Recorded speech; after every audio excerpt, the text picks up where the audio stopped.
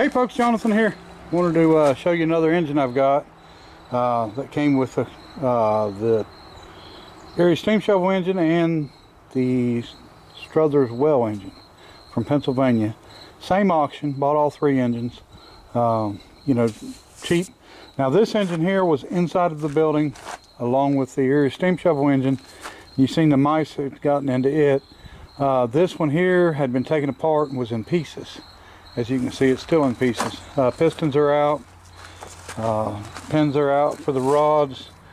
Everything's in really good shape, and I don't understand why it was taken apart, but it was taken apart. Everything's there. I got really lucky. A friend of mine that picked this stuff up was real good about getting all the parts.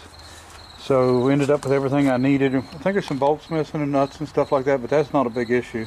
So if there's ever a basket case, this is it. Because this is the way I got it. Both rods are out, both pistons are out. The steam chests were off, and the heads is off. And there's the other steam chest. You can see how rusty it is. That surface has to be cleaned up. And let me see. Otherwise, in pretty good shape. Serial number 4204, 4204, 4204. They only made like 5,500 of these, or somewhere in that range, and I thought they quit in 81, but I think they went all the way up like 84 or 1984. So last surviving steam engine company in the United States. It's still as the way it was when it closed, and it's now a museum. Mississippi Industrial Museum, I believe is what it's called. And I actually contacted them about this serial number because they have got all the company records of everything that was sold, and when it was sold, when it was built, who it was sold to. So I'm hoping that this is going to be the first steam engine that I've ever gotten that I've been able to, document the history on. And, that's always nice to do, because I keep a folder on every engine of all the information, including, when it was bought, where it was bought, how much was paid for it, any information that I knew about it, that I was told or found out about it. That way, when I'm gone, everything, at least somebody might be able to, know the info on one. So the plan is we're going to clean this up, put it back together. We're not going to restore it or rebuild it in any way. Let me show you some of the other parts. Extra pistons with rings. There's the two pistons that we're going to put in it, clean them up. Rods are really nice. Here they're chrome plated. Here is one old rod that's in rough shape. And an extra, well, that's not a steam chest, that's for the forward and reverse, but that's extra. We've got this is our D-cup valve, or what's called a D-cup valve. And of course there's two of them. We've got an extra linkage, we've got an extra eccentric strap, we've got extra lever for the front, and this is actually one of the side covers for it. Now I found one of these engines a while back that actually had a Canadian company. Waterford Works or something like that, but anyway, so evidently Soule sold some engines up there, and they rebadged them and sold them under their own name. But anyway, so this is what we've got to work with. Got to make some gaskets, and I'm going to use we're going to make paper gaskets, which you wouldn't think would work on a steam, but I've done it on another steam engine, and it worked out just fine. And I'll show you how we're going to make it and what we're going to make it out of, and what we do to it to sort of treat it before we put it on. So we're also going to be taking this cover off, because after seeing the Erie steam shovel engine, I don't want to take a chance on being a bunch of crap down in there. It probably is. This wasn't in it when I got it, so you got a hole there and a hole here for them to mice to get into. So we'll see what it looks like. So we'll probably pull that off first, and then we'll go from there. All right. I'm amazed, in so much better shape than I thought it was going to be. Someone must have oiled it up. So I think we can live with it. All right. Okay, folks, done a little bit of honing and cleaning up in there, and it's really looking pretty good. I think we'll be okay. No pits, nothing major. Both cylinders look pretty good. So we'll keep cleaning on it and start getting it back together here shortly. Okay, folks, I think I have come to the conclusion that we know why this thing maybe was not put together. What we've got here, these are two, what I think to be, I just made them dirty here, but I was sliding them in the packings. I'm assuming they're brand new rods. It's never been used. So, okay, the only thing I see is, of course, they didn't drill the hole for the set, which is not an issue. We can drill that. The other problem, this is almost, I think it's 20 thousandths bigger. And I have figured out that these glands, so this gland fits in. Here's the packing inside. If I can get her out and show it to you. All right, here's our packing. I think there's three, yeah, there's three in it. So there's our packing. So this gland goes in and pushes against this packing, and as you can see, it's got a taper on it. So it forces the packing in toward the rod and tightens it up. And this goes in like this. Okay, and all needs cleaned up. So this nut goes on here. Why they had a bunch of packing material inside here, I don't understand that. But anyway, so this tightens up, and as you tighten it, it pushes in on that. And of course I'm going to clean the threads, but it pushes in on that, tightens up your packing. Pretty simple, about as simple of a seal setup as you can get. Works really well. The problem that I found with this is with this rod being bigger, so it just does fit on this rusty rod without any extra, and it will not fit on our chrome rod. Very close, but not going to make it. So there's our problem. That's why I'm assuming that it wasn't put together.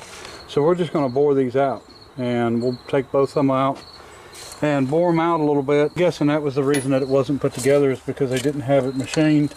And I don't know if maybe they didn't know anybody to machine it or wasn't capable of machining it, but I'm guessing that's why it wasn't put together. So we're going to go ahead and get that taken care of. I got our rod pins out, which go right here into our bushings, and we're going to clean them up because they look terrible. Both of them's rusted. They're not pitted, just rusted. Everything here is great. I'm not going to have to re-shim or anything. Really good shape. All the babbies have, all the bearings. So, like I said, we're waiting to find out this engine information. I'm hoping I'm going to have it before I post this video, but it may not. Okay, as for what this engine was, this was called a Speedy Twin, and they used this for a carriage engine. They started right, I think around 1921. They had a rotary engine that they used before this, and they gave some issues, and they called it a steam hog because it was so bad with using steam that they came out with this engine, and this was a really, really good engine. But the only thing they used these for mainly, now they would have used them on a winch or something like that, but mainly they used them on carriages for sawmills to run them back and forth. And really good for that. You can go to the end and knock it back in the other direction, and it'll instantly reverse with no problems. Okay, sorry about that. So you could shift these under full load, full speed, just go from one way to the other, and didn't hurt them. You know, there's no transmission. You're not jamming it in gear and out of gear. All you're doing is redirecting the steam. So really good for reversing.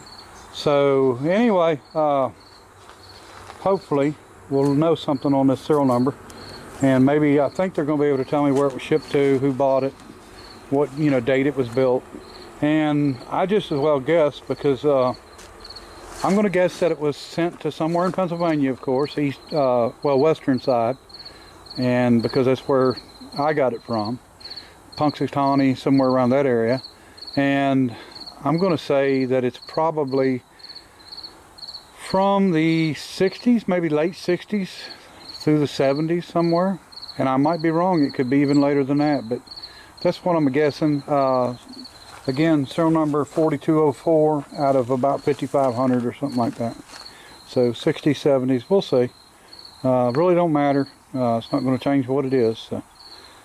All right, we're going to get back on it here, and we got, like I said, I've got to make some gaskets and get some stuff cleaned up really well. All right, folks, there we go. Problem solved. So I think we're good to go there. We'll go ahead and get start getting the things put together here. Making me some tabs right here to use when I put the rings in for them to do the transition from here to the gap there. I've still got more cleaning to do in here, wire brushing and such, but anyway, just playing around, so we'll slowly eventually get it. A lot of cleaning to do. All right, folks, we got our pins here just as clean as we can get them, polished as good as we can get them, and they go in here and line up with the rod. Now these are loose inside the slides, these crossheads, as you can see. Anyway, so we're going to try to get these hooked up to the rods here and see how it goes. Alright folks, I think I'm going to call it an evening. We've got the crossheads hooked up and it's turning fine. Do a little more cleaning on that. The pins went in good. Now we're not restoring this thing, but we are checking everything tolerance wise and stuff, making sure everything's in good shape, because we don't want it to knock or have any problems. So everything's looking really good. I think it's going to be a good runner, have no doubt. So anyway, we'll continue to put it together and I'll get back on it tomorrow. It's been a long day. Alright folks, following day, we're back working on it.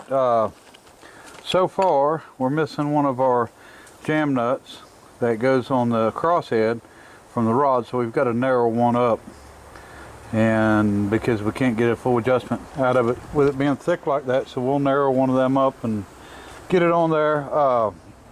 Got to make my other pieces for the be able to get the piston in, the rings in. I'll show you that in a little bit. And let me see, get the pistons cleaned up. I got these pins in yesterday. Crossheads are hooked up, that's fine.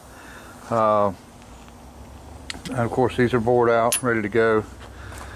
And still got a lot of cleaning to do, but we're gonna get back at it. So, talked to the guy at Soule, the museum, about this engine, and I've got to send them $25 to get a copy of the paper that shows where this thing was, when it was built, the year it was built, when it was, or where it was sent to, and all that good stuff. So I think he told me that 4400 and something was the last serial number, and this is 4204, so this is a late one. So we're gonna re-guess up in the 70s, and maybe, yeah, in the 70s, because he said that they made 10 of them in 1981, and then they made a few before that. So I'd say probably in the 70s somewhere is when this one was built. So who knows? We'll find out. All right. Okay, folks, got the pistons and rods in. I drilled the hole in the rod, and we're gonna put cotter pins in them yet. And just wanted to show you where I was at on the gaskets. I'm using the gasket that was on there on this one because it's in good shape. Cutting out a new gasket, and I wanted to show you what I was using. This is cardboard, single layer, and this came with or between the blades that I order for my sawmill. And this stuff works really good, and even under steam pressure it works good. But what I do, and the reason I do it, is because I learned it a long time ago by reading antique manuals. So if you read the Fordson manual, the Fordson was the Henry Ford's tractor, Henry Ford and Son, that he built from 1917 up till 1926, and then they moved to County Cork, Ireland. Then they went to Dagenham, England a couple years later. But anyway, if you read the manual, it told to reuse the head gasket, and for all the other gaskets use newsprint. But it also said to soak it in oil first. So what I do is I take these gaskets after I make them, and I squirt oil on them and rub them in good, and actually just let the whole gasket get oil soaked into it. And they seem to work really well, have no problems with them, and it's a real cheap way to make gaskets because gasket material is not cheap anymore. All right, so we got one side cleaned up and put together. New gasket on the outside. Oiled this up. I did not pull this off. We can always repack this later if we need to. Eccentrics hooked up, ready to go. Still got to clean the heads up and get them on. Working on cleaning up this side. I got to get everything cleaned out of it really well and clean the inside of this steam chest. and we'll have to clean the head up, get it on, and we'll be running here for too long anyway. I think it's going to get dark on me tonight, but been doing a lot of towing, so I haven't had a chance to do a whole lot, so we'll get it though, slowly get it. All right folks, we're going to call it another night. It's not real late, but getting tired, getting older. Guess I can't work quite as long. You know, 10 hours is plenty. So here we go, cleaning up on that. Got most all of it cleaned. It's gonna make a good runner though. We'll find out tomorrow, because I'm gonna not only get this together, I'm gonna steam up tomorrow. Now I may have to do something about this. The lead weight inside of here is loose, and I had noticed a video on one of these where somebody said that they had repoured the lead in the crankshaft, and I kind of couldn't understand why, but now I see why. If it's loose, I don't think I just want to fill it up with more lead. I can flip it around and melt it out, but I'll really need to take the rods loose, because I don't want to melt the babbitt. I don't think it would transfer that far, but I don't want to take a chance on it. I think for a temporary time being, we'll just melt some lead and pour in there, and it'll go in there and tighten things up, and that'll keep it from moving around while we run it. And we'll come back in later and melt it out.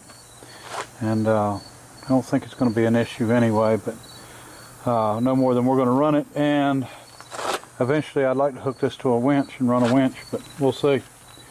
All right, well, we'll be back at her tomorrow.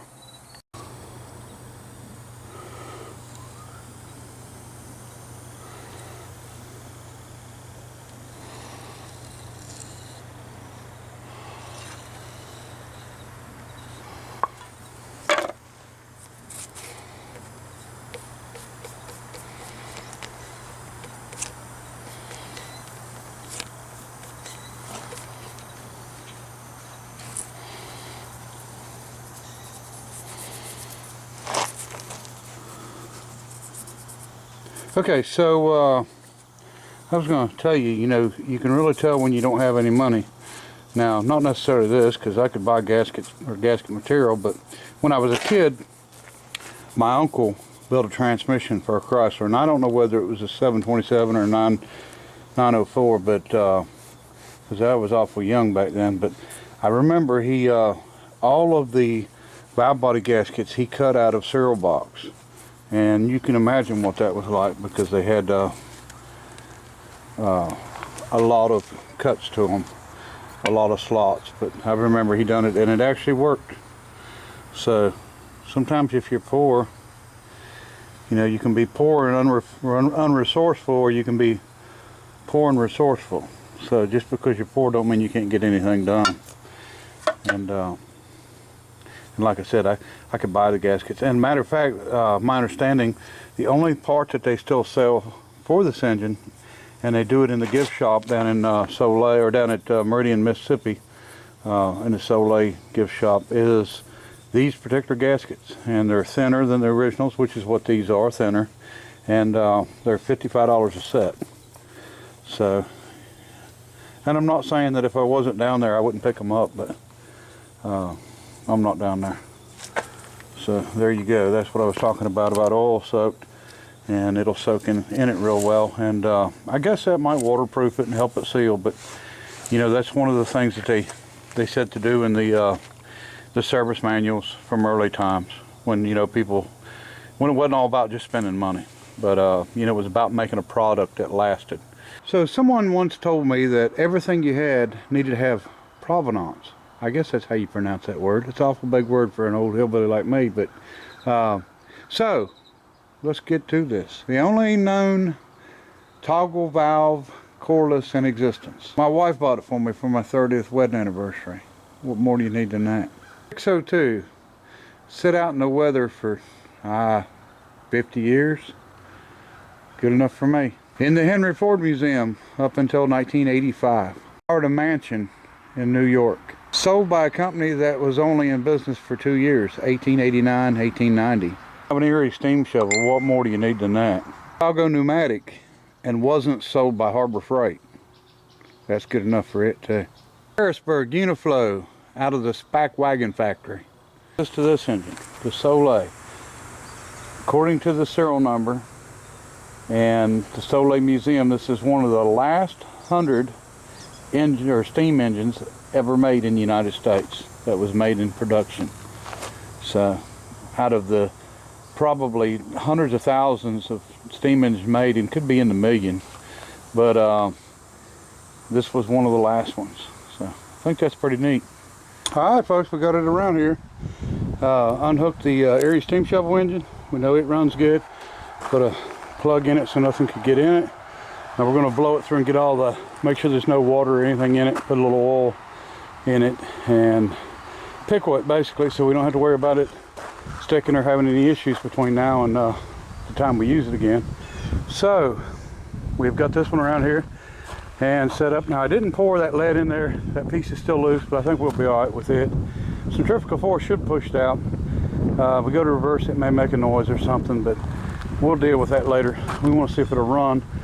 Let me see, getting ready to pipe it in. Shouldn't be an issue there. It's about, you know, not much different than what this one was. All right, folks, got it hooked up. Gotta go do a tow, and then we'll come back and fire the boiler and see if it'll run. All right, folks, I'm back. In a couple hours, we're gonna try to fire this thing up and see what happens. Got a fire in it, but we're gonna see if it'll run. Now I did try it on air and it would not run on air, but I didn't have a lot of volume. I had a 100-foot 3/8 hose, and that's really not much volume when it comes to running, especially one that you know is not seating properly. Even though I cleaned it up, you know, I didn't lap it in or anything. So maybe if it takes off running, well, if it takes off running for once, it'll get nothing but better. So I only have 20 psi. We're going to go ahead and open up these valves though, and see if we can get some steam running through, so we can get some heat up. I did put oil in it, so. All right, got them all open. We'll just add a little bit of steam to it.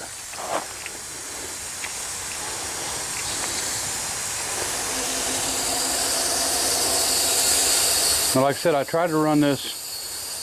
It was, you know, 160, 150 pounds of air through a 3/8 hose, and it wouldn't do it. Now we're trying to run it on 20 psi, but of steam pressure. So the volume's more and the expansion's different.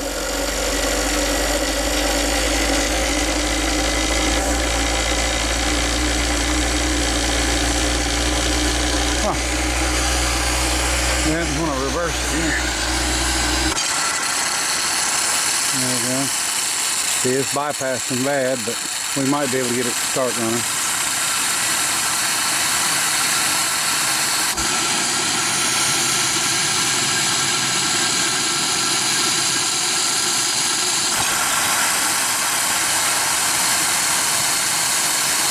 To get some of this water out.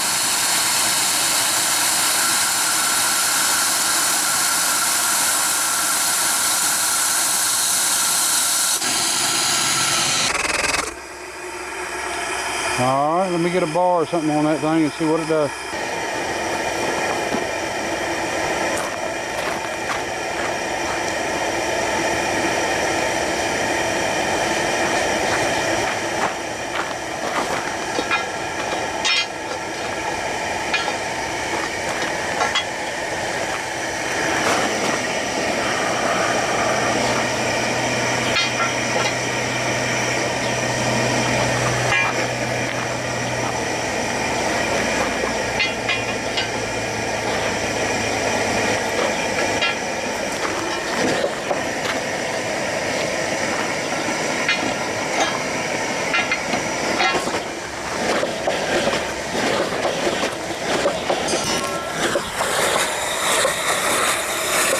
A bunch of oil coming out.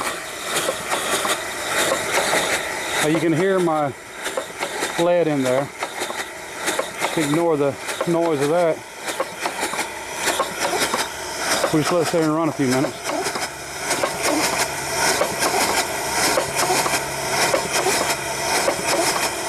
It's not running nearly as good as it should, but it's running.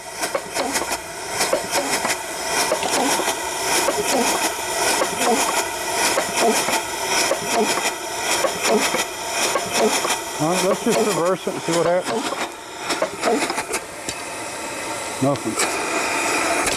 All right.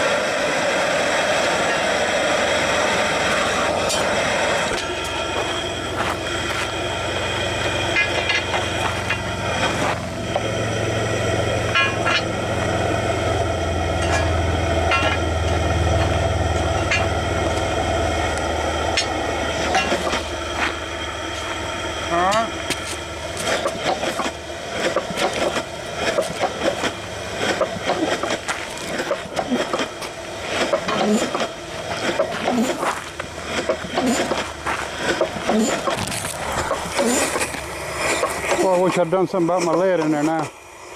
I'm beating around. I could put a screw or something in it, I think. We might try that. We need to get some more oil and go ahead and keep oiling it. And also we need to see what the pressure is. So I'm running the little boiler. We don't have a lot. Yeah, see, we're down to about 10 pounds. So I'm going to go ahead and let this thing build up. We're going to get this turned off and go ahead and let it get up to where it needs to be instead of being antsy. But I see a leak. I'm going to try to tighten the head down a little bit. See a little bit coming out right there. I don't like them castle nuts, but I couldn't find them. I ran out of regular nuts, so I couldn't find any. Let me see if I can get a screw in that piece. We'll get it quieting down. All right. I guess that's not too bad for 10 psi or less. All right, folks, we're going to try it again on 50 pounds. See what happens here. I should be ashamed of myself for these leaks.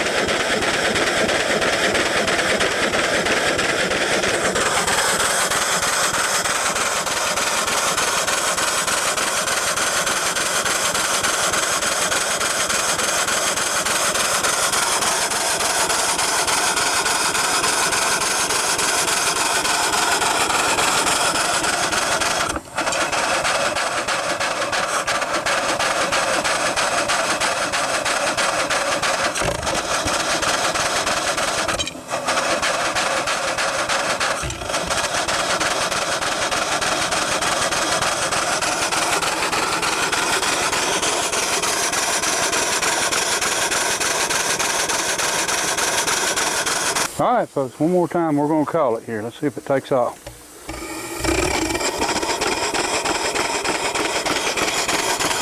All right, appreciate everybody watching. Till next time, bye.